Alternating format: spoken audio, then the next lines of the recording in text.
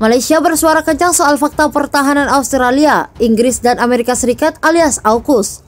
Sebelumnya fakta ini memungkinkan Amerika Serikat membantu Australia memiliki senjata nuklir di kawasan guna menanggapi pertumbuhan kekuatan Cina terutama di Laut Cina Selatan.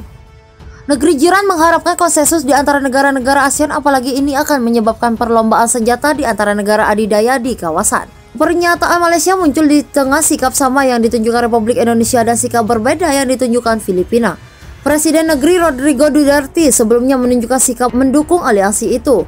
Sikap terbaru Malaysia tentang AUKUS tetap konsisten dengan sikap yang ditegaskan Perdana Menteri, bahwa pembentukan AUKUS menimbulkan kekhawatiran karena berpotensi mengganggu perdamaian dan stabilitas di Asia Tenggara, kata Menteri Pertahanan Malaysia Datuk Seri Hismanuddin dikutip dari Reuters.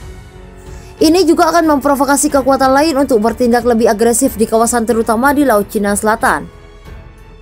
Ia juga mengatakan Malaysia tetap tidak akan berubah bahkan setelah Menteri Pertahanan Australia Peter Dutton. Menurutnya Malaysia tidak akan terseret dalam geopolitik kekuatan besar. Saya juga menekankan bahwa sebagai negara ASEAN, Malaysia memegang prinsip menjaga ASEAN sebagai zona damai, kebebasan dan netralitas, tambah Hismanuddin.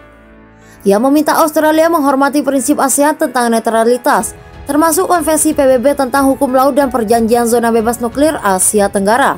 Saya juga menegaskan bahwa sikap Malaysia tidak akan bergeming, yaitu setiap masalah perbedaan dan perselisihan harus terselesaikan secara konsisten dan jelas melalui dialog dan konsultasi, tegasnya lagi.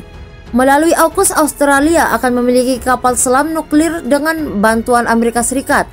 Di Asia saat ini, Cina dan Korea Utara merupakan negara dengan senjata nuklir.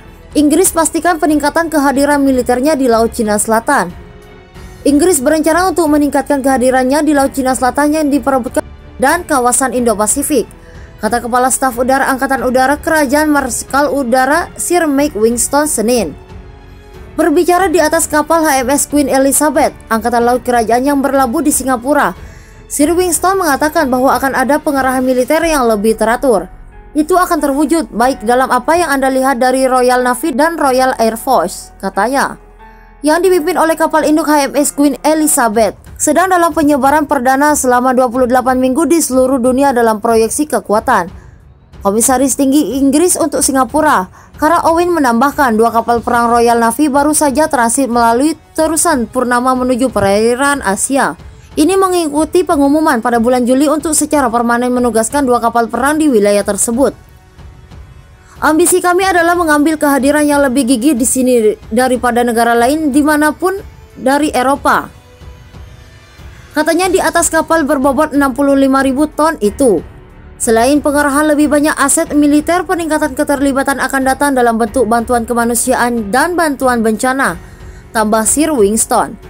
Sebelumnya, kapal-kapal dari Carrier Strike Group Inggris berpartisipasi dalam latihan yang menandai peringatan 50 tahun pengaturan pertahanan 5 kekuatan dengan Singapura, Malaysia, Australia, dan Selandia Baru. Penempatan ini juga dilakukan ketika Inggris berusaha untuk menandatangani lebih banyak kesepakatan perdagangan di seluruh dunia setelah kepergiannya dari UE. Pada bulan Juni, Inggris memulai negosiasi untuk bergabung dengan Aliansi Perdagangan Bebas Asia Pasifik yang lebih luas, yang dikenal sebagai Perjanjian Komprehensif dan Progresif untuk Kemitraan Trans-Pasifik.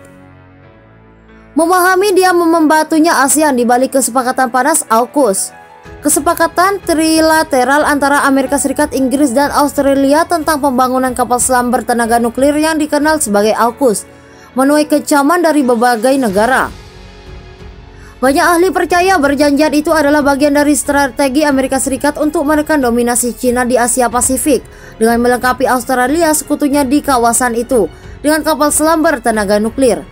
Menanggapi fakta tersebut, Cina mungkin membatalkan janjinya untuk tidak menjadi yang pertama menggunakan senjata nuklir dalam perang, kata mantan diplomat senior Cina kolumnis Muhammad Zulfikar Rahmat menulis aliansinya dalam kolom The Conversation dilansir Rabu.